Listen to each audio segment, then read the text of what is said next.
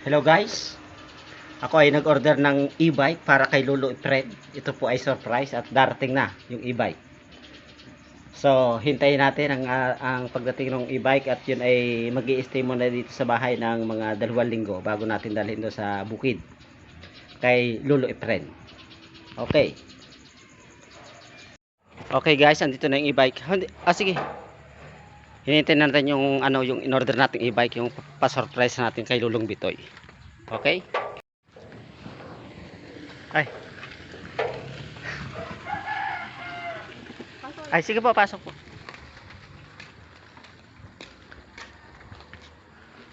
Ano yung idadrive mo yan? Medyo malakas lang po ang ulan. Oo nga, lakas nga ng ulan doon sa doon, ano?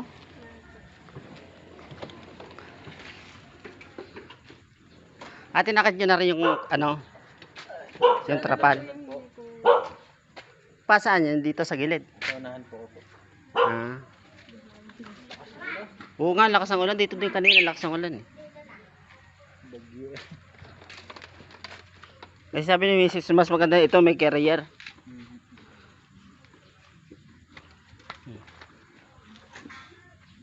Maroon ang kulay.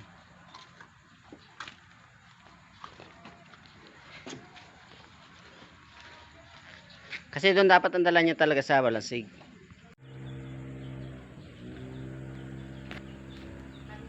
Yan. Hindi.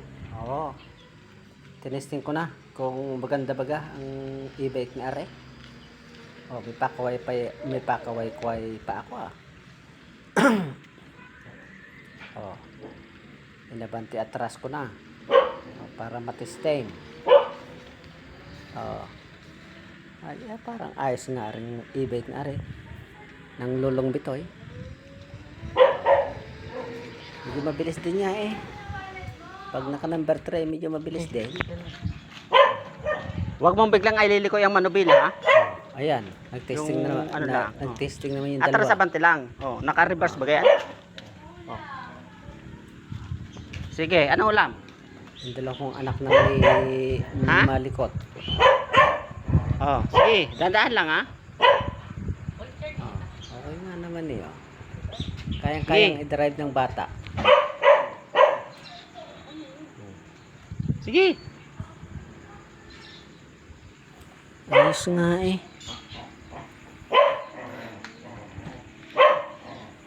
Oh. Ano mo, reverse mo? Oh. Sa isang Yan. araw dadalhin namin yan. Ay, Sige, tingnan mo yung side mirror ha, para hindi masabit. Within this week, dalhin namin kay Lulong Bitoy yan.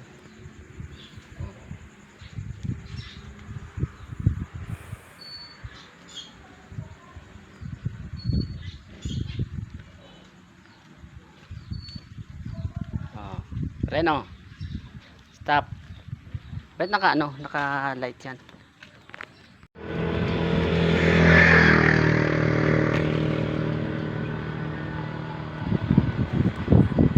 Yan na nga guys, ito na nga.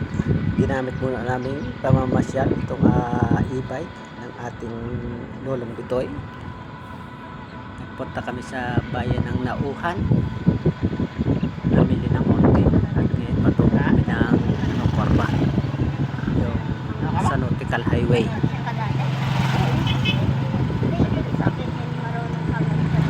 Nagdadala niyan, nagdadrive niyan yung aking anak na isa. Malikot. Ayan. Ako ngayon nasa likuran. Naalalaya ko pa. Kung nakikita nyo naman. Ayan. Diba? Konti lang. Pero sa tabi lang kami dumadaan Ay, yan. baka tabi. Sa tabi lang. Yan. Kasi nga, ay kaya nga ng mga Pinakatabi bata. mo mismo, baka mag-shoot ka dyan sa kanan. Kagaling. Ibig pare. Pwede ng pang estudyante. Ayan.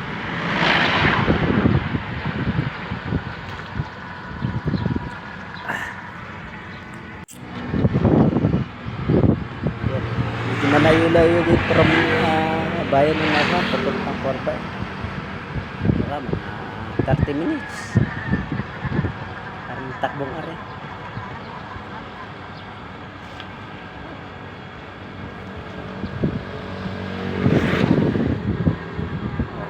naman. Ito na pala yung pabalik. Pabalik na pala ito.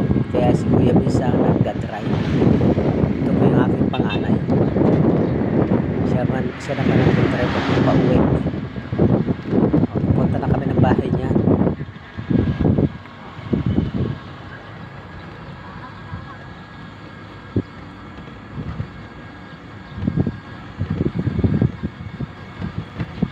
Pinatesting ko para maka-experience.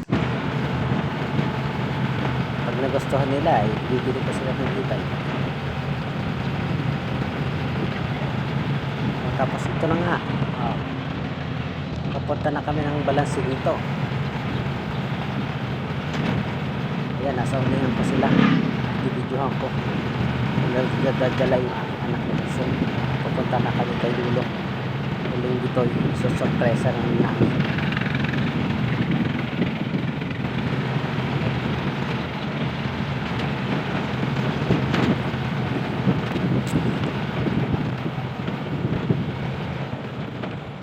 Nasa unahan ako, nakasakay ako sa tricycle eh. Sila ay nandun sa e-bike. Sila magiging.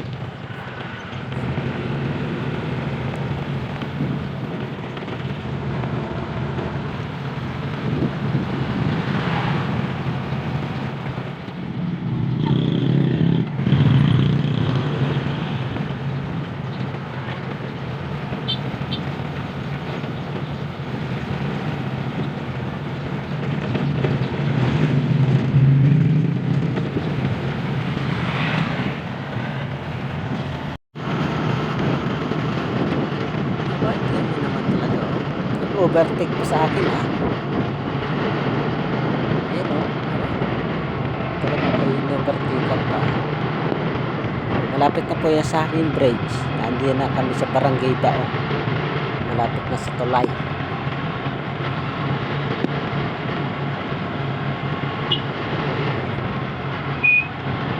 Sabi ng aking anak, mabagal daw ako kaya in-overtake ka niya ako.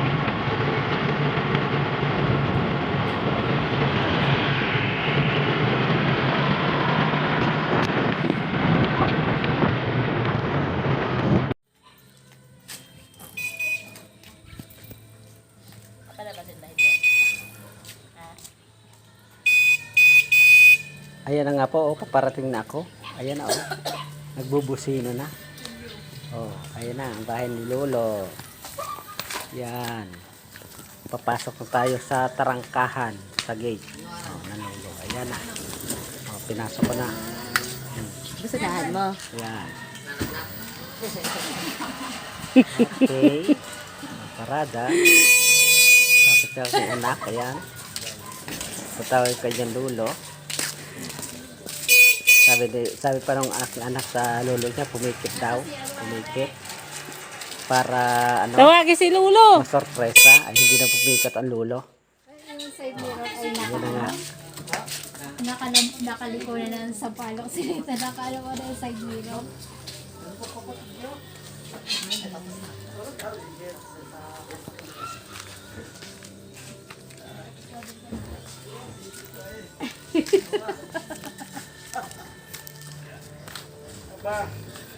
Kaya ako na pong pikit pang ni Ethan.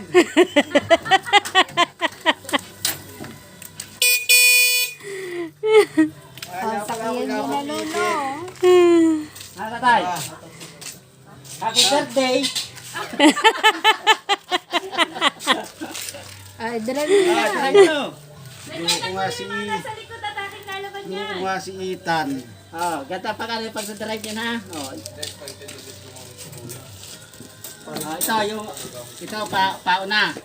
Ito ang trino ho. Trino dalawa. Ari pauna. Yung dalawa yan. Ari pauna ha. Tapos ito yung patras. Gaganyan no, patras yan. Dahan-dahan. Atras. Huwag niyo muna hanawakan ng prino. Atas niyo muna. Ayan din ang ako hindi eh. Ito lang ang silin niya doon. Ito lang. Ito lang. Ito prino to eh. Alalay ko sa prino. Atras Lulo. Tara. Oops, sorry. Ano pa? Dahan-dahan. Prino. Oops. Isasakay yung prino, yung dalawang prino.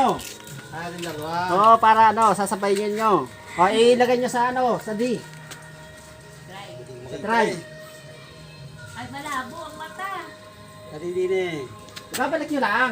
Ha? Ibabalik nyo lang. Yung... Are, sila sa baba. Baka mapamangga doon. yung ganun.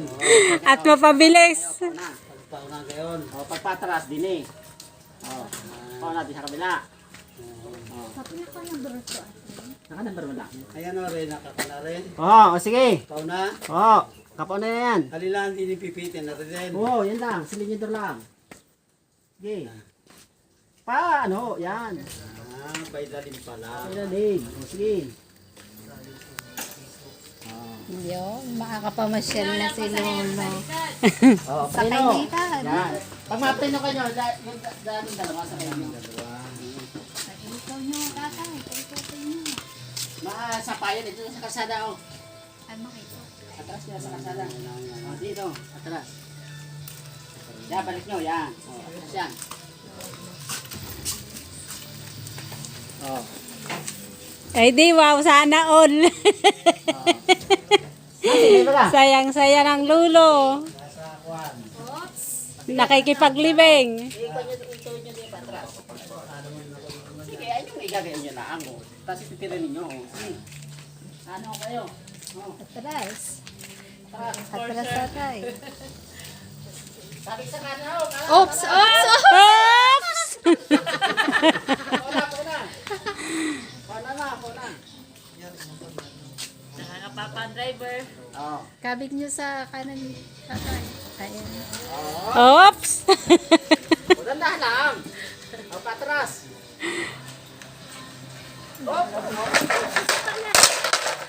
Sila ang sumpahyan ni Lola.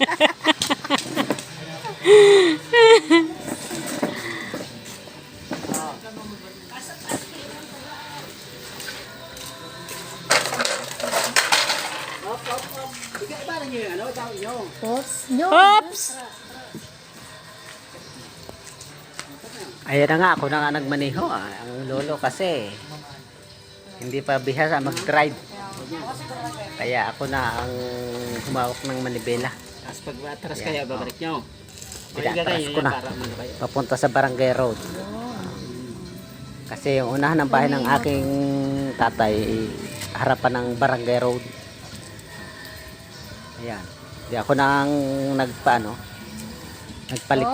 Oh, doon. sa Baka Barangay Road. magbaligtad kayo Ako nang dyan. Pag si tatay nagmaniobra. ang driver. Ayan nga po. Oo nga. Yan. Kasi unang hawak pa lang ang tatay ko ng ng manibela. Kaya yan. Kailangan pang magsanay. Nasa lalay sa preno, kaya para smooth yung inyong pagbaba.